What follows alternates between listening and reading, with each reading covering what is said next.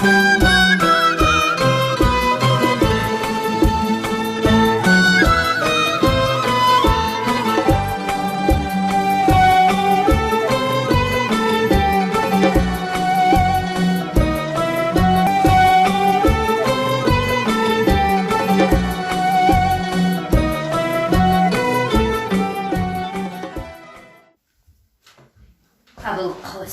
لاهوتی. استاد ابوالقاسم احمدزاده لاهوتی 4 دکبر سال 1887 در شهر کرمانشاه ایران زاده شده است. تنگی معیشت خانواده وادارش نموده است که از آوان کودکی خود را در آغوش مهنت بیند. اولها به کسب و کار پدرش یاری داده، بعدتر در دکانهای آهنگری و چلانگری شاگردی کرده است. در همان ایام توسط قصه خوان‌هایی که در رسته و بازارها شاهنامه خوانی می‌کردند با نمونه‌های آثار بی‌زوال فردوسی شناسا گردیده، تأثیر کلام موزون و سخن‌های لطیف و حکیمانه را احساس کرده است. پدرش که طبع بلند شاعری داشته، با تخلص الهامی شهرت یافته است، گاه شعرهای صوفیانه خود و گاهی دیگر غزلهای سعدی و حافظ را برایش می‌خوانده است. به این وسیله میل و رغبت شعر و شاعری بیش از پیش در قلب کوچک او مسکن می‌یافته است. بعدتر سازمان محلی جمعیتی آدمیت که برای بیشتر به صف خود جلب کردن جوانان قابل و امیدبخش جهد می‌کرده است، از استعداد این جوان 17 ساله پی برده با خرج خود او را برای تحصیل به تهران فرستاده است. ولی مکتبخانه دیر دوام نکرده، جنبش و آشوب‌هایی که با تأثیر انقلاب یکم روز به وقوع پیوستند او را جانب خود کشیدند و چون سرباز انقلاب سلاح به دست گرفته در مبارزه‌های آزادی‌خواهی ملی و ضد استبدادی هموطنان خود اشتراک نموده است. از جمله در شهر گیلان ولایت رشت به شورش مسلح ضد پادشاه همراه شده، در راه غلبه آن فداکارانه خدمت کرده است و به گرفتن نشان ستارخان که یکی از راهبران حرکت آزادی‌خواهی ملی ایران بود مشرف گردیده است. پس از شکست بلوای سالهای 1905-1911 قوه‌های ارتجاعی به تعقیب انقلابیان شروع نمودند و لاهوتی که به قتل محکوم شده بود به بغداد مهاجرت کرده تا اپریل سال 1915 در آنجا رخت اقامت گسترده است. باز به وطن برگشته روزنامه بیستون را تأسیس داده است و دیگر باره در جنبش‌های آزادیخانه صنفی و مبارزه‌های انقلابی شرکت ورزیده، مفکوره و جهانبینی و وسعت بیشتر یافته است. در اولهای سال 1917 نخستین بار با بولشویکان روس که در صف قشون‌های اشغالی خدمت می‌کردند آشنا شده، به واسطه آنها دایر به واقعه‌های انقلابی روسیه مفصل اطلاعات یافته است. ماه دکبر سال 1917 وقتی که حکومت شوروی عسکران روس را از ایران برآورده و امپریالیستان انگلیس کشورشان را تصرف نمودند، لاهوتی دوباره ترک وطن گفته به استانبول رفته و مدت در مکاتب فارسی مؤلفی کرده است و سلسله غزلیات بی‌نظیر آفریده است که در مجموعه های لعای، ایراننامه، نوروزنامه و غیره به تب رسیدند. در مهاجرت خیلی سختی ها را به سر برده، همراه همسنگران صادقش جمعیت جوانان ایران و مجله پارس را تأسیس داده است و نهایت دچار تعقیب شدید گردیده است. آخر سال 1921 به آذربایجان آمده است و دیر نگذشته دومین شورش تبریز را که با نام شورش لاهوتی خان مشهور است سرداری کرده است. پس از فرو نشانده شدن شورش، ماه فوریه سال 1922 به اتحاد شوروی گذشته به دوره نوی حیات خود آغاز بخشیده است. مدت در تیفلیس و باکو و نخجوان کار و زندگی کرده، ابتدای سال 1923 به مسکو آمده است و در نشریات خلق‌های سسسه به کار پرداخته است. سال 1925 به تاجیکستان آمده در مبارزه ضد دشمنان حیاتی نو و ساختمان سوسیالیستی فعالانه شرکت ورزیده است. مدت مدیر شعبه تشویق و ترغیب شورای تشکیلی کمیته حزب ولایتی و جانشین کمیسیه خلقی معارف بوده در تأسیس نشریات دولتی جمهوری به واسطه شرکت کرده است. با عرابه از ترمیز ماشینی چاپ آورده است. سال 1931 خبرنگاری پراودا تعیین شده. سال 1933 کمیته مؤسسان اتفاق نویسندگان تاجیکستان را رهبری کرده است و چند رئیس فخری آن بوده است. در انجمن یکم عمومی اتفاقی نویسندگان شوروی سال 1934 درباره ادبیات نوی تاجیک معروضه خوانده است. بعدا سال چند کاتب مسئول اتفاق نویسندگان سسسه بوده است. سال 1935 در هیئت ادیبان و اربابان مدنیت شوروی در کنگره بین المللی حمایه مدنیت که در پاریس برپا گردیده بود اشتراک و سخنرانی کرده است. به شعرگویی از 12 سالگی سر کرده. در رویه پدرش غزلهای توصفی گفته است. سال 1907 اولین شعر او قصیده حب الوطن در ماهنامه حبل المتین چاپ شده است. پس از این شعرهای وطن دوستانه و انقلابی او در بین مردم اشتهار یافته است. جریان تندوستی واقعه‌های انقلابی سال 1905-1911 در تفکر و تصورات لاهوتی تغییرات مهم وارد آورده، چنین تحولات را در شعرهایی که تنها در دوام سال 1909 به قلم آورده است مشاهده کردن ممکن است. از جمله در شعر فریاد ملت که مضمون و مفاصل بلند وطن دوستی دارد، ایران را ملت واحد و یگانه حسابیده است. در شعر ای رنجبر در برابر نشان دادن ضدیت‌های داخلی مملکت مبارزه پارلمانی را واسطه اساسی محافظت حقوقی مردم شمرده است.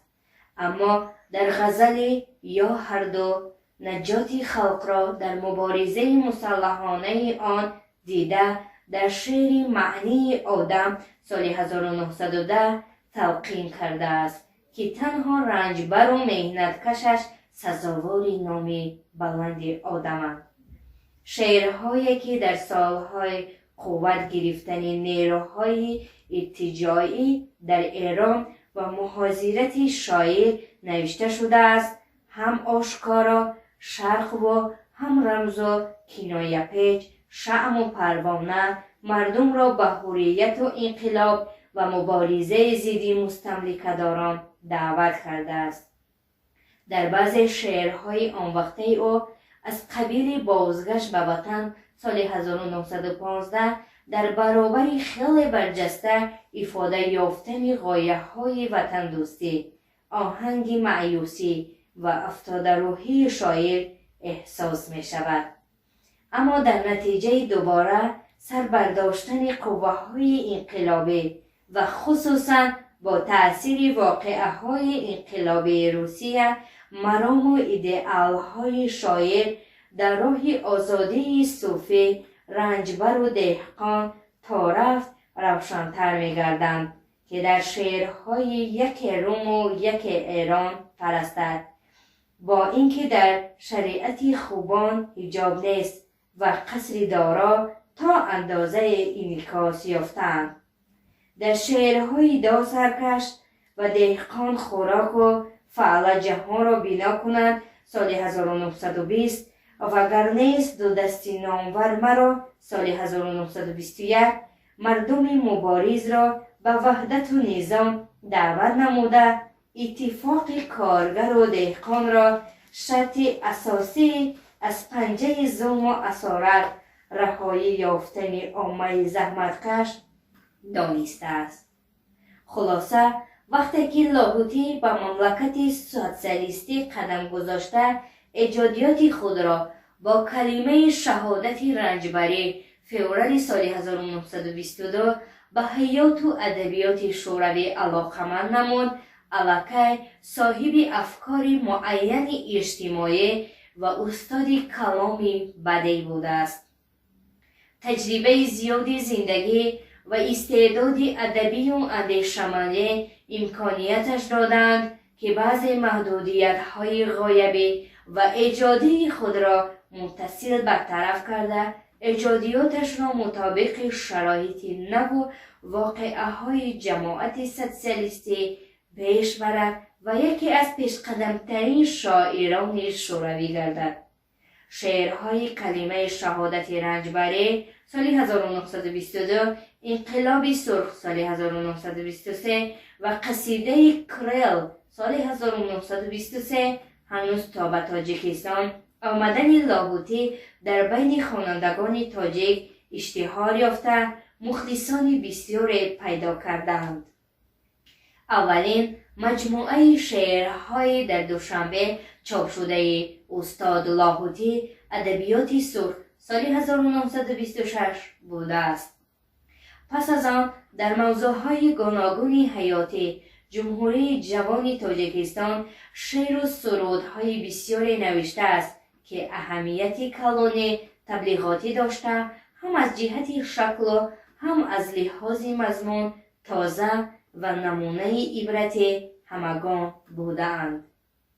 بیهوده نیست که سالهای 30 سده 20 او در بین مردم تاجیک شهرت بی‌نظیر پیدا کرده با عنوان افتخاری پدر وید زبانها گردیده است.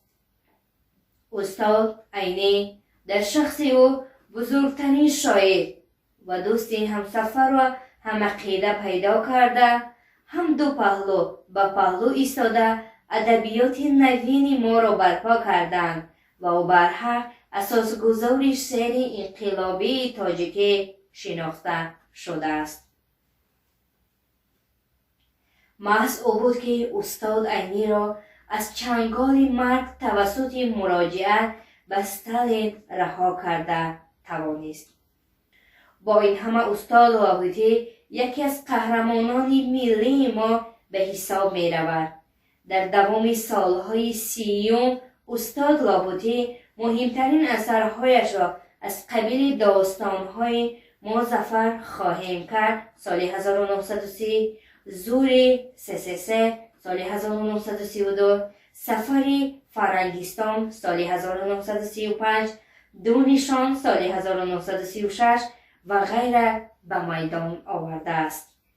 از بس که در آفریدن شعرهای تمثیلی تجربه کافی پیدا کرده بود، مانند 3 قطره، آدم آهنپا، شمشیر فاتح، کوه و آینه و حافظ نابینا و پاسبان وطن چند منظومه آفریده در این قالب هم امکان پذیر بوده تصویر واقعیت زندگی را دیگر باره نشان داده است.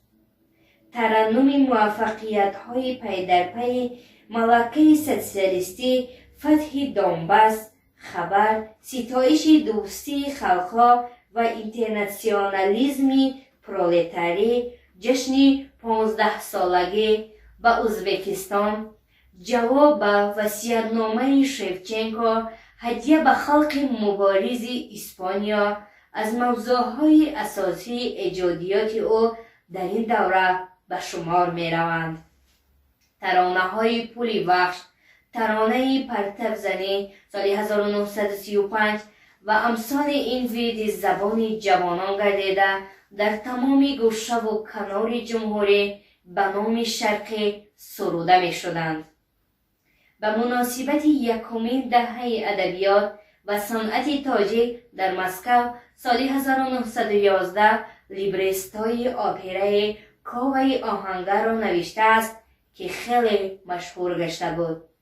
در سالهای جنگ بزرگ وطنی تصورات اشعار ناب ضد جنگیش خود خلق شوروی را به مبارزه ضد اصلاح‌گرایی فاشیستی دعوت نموده، ای خلق ظالم کش قیام درندگان را بیزنید، مور و آفتاب خانه ترس آزاد خواهد شد.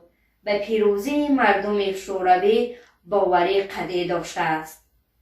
آن سالها بیت جنگ‌های بولشویکی با در این میدان کنون دست اگر از تن بیفتد جنگ با دندان کنیم ورد زبانها بوده است. وطن پرستی و دوستی خلق‌های شوروی غایه اساسی ایجادیاتی او گردیده داستان‌های مردستان و غلبه تنیه، منظومه‌های تمثیلی پهلوان آشتی و همسفران از بهترین اثرهای دوران جنگ ادبیات تاجیک و شوروی به حساب می روند. آن سالها با آوانی بلند می گفت ای مهربان وطن، برهت جانفشان منم، دستان سرا و وصف تو با صد زبان منم.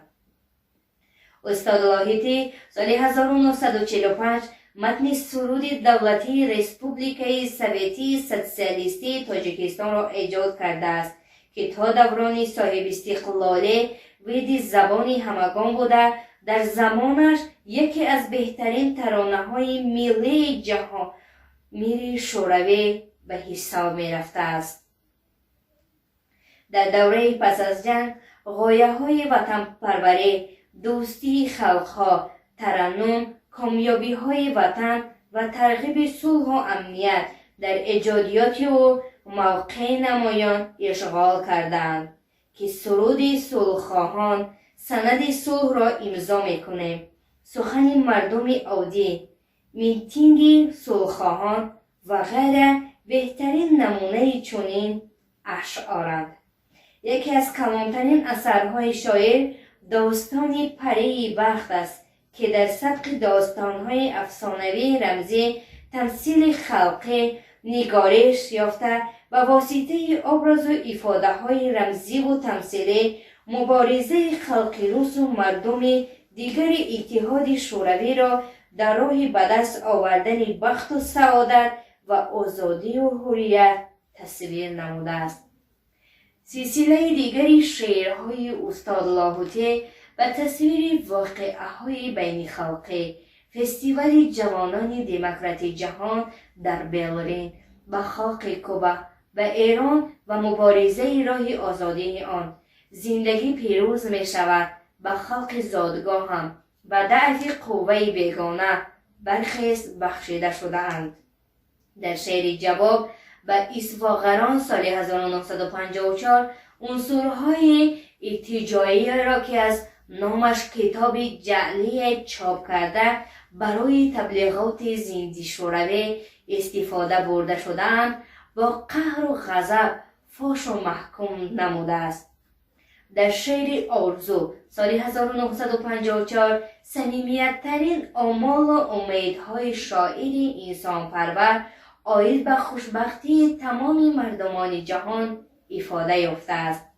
آثار استاد لاهوتی در افراق دیوان ابوالقاسم لاهوتی سال 1946، اثرهای منتخب سال 1949، سرودهای آزادی و صلح سال 1954، ندای زندگی سال 1956، دیوان ابوالقاسم لاهوتی سال 1957، گوهر عشق سال 1958 با حروف فارسی مسکو سال 1987 شعرها، داستانها سال 1987 و کلیات سال 1960 سال 1963 6 جلده فراهم آمده و به دست چاپ رسیدند. امروزها نشر مجدد و مکمل کلیات ادب را در 8 مجلد نقشه‌بندی کردند که 2 جلد اول آن سال 2011-2014 از چاپ برآمد. استاد لاهوتی یکی از مترجمان ماهر ادبیات روس و دیگر خلق‌ها بوده بسیار اثرهای الکساندر سرگیویچ پوشین و نمودهای آثار شفچنکو، گورکی، مایاکوفسکی، لبدوف، کوماچ، اوشانین، دالماتوف و سرود اینترناسیونال را به تاجیکی گردانیده است. اینچنین ترجمه اثرهای صحنوی شکسپیر، اتیلا، رومیو و جولیتا، شاهلیر، لوپه دی ویگه، چشمه گوسفندان و گروبودوف داد از دست عقل به قلم او تعلق دارند. اثرهای علاهیده خود شاعر از سالهای 30 به زبان بسیار خلقهای دیگر عالم و شوروی ترجمه و چاپ شده‌اند. برای خدمت‌های شایسته ادبی و جمعیتش با آردن‌های لنین، نشان فخری و بیرق سرخ مهنت سال 1931 مکافانیده شده است. تئاتر دولتی اکادمی دراموی تاجیکستان بسیار دهه و مکتب و مؤسسه و کوچه و خیابان‌های شهر و ناحیه‌های جمهوری نام نیکش را زنده می‌دارند. جایزه مخصوص اتفاق ژورنالیستان مملکت نام او را دارد. آثارخانه او در دوشنبه زیرایتگاه عموم است.